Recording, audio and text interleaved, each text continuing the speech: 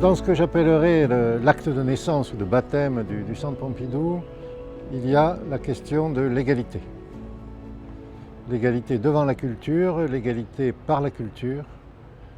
Pour nous, cela fait partie de nos missions et c'est même une partie essentielle de nos missions.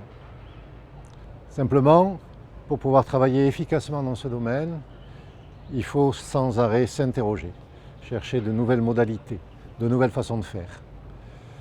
En 2017, nous avions fêté notre anniversaire, nos 40 ans sur l'ensemble du territoire par des coproductions avec les scènes artistiques locales, avec les musées, avec les diverses institutions sur le territoire. En 2018, nous avons mis au point une gamme d'interventions en dehors de nos murs pour aller vers le public, sans se contenter d'attendre qu'il vienne. Et pour de cette façon diversifier notre public et pour être présent en des lieux où l'offre culturelle n'est pas la même que dans la capitale. Cette mission, cette ambition, on se rend compte aujourd'hui, notamment au vu d'événements récents, à quel point elle est cruciale, plus cruciale que jamais. Alors, notre gamme va de ce que j'appellerais des actions coup de poing, comme un jour une œuvre, c'est-à-dire notre façon de prendre une œuvre dans nos réserves, de la mettre dans une camionnette et de la mener dans des lieux où l'on n'a pas l'habitude de rencontrer des œuvres, au bureau de poste, dans le centre commercial, dans la salle des pas perdus du tribunal, dans la prison, dans le centre d'accueil pour migrants.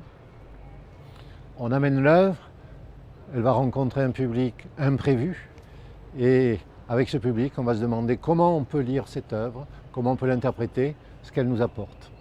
Après, avec des designers comme Nathalie Crassé, nous avons mis au point des dispositifs itinérants qui nous permettent d'apporter nos façons de faire, d'apporter nos ambitions dans des lieux situés loin, à l'extérieur de Paris.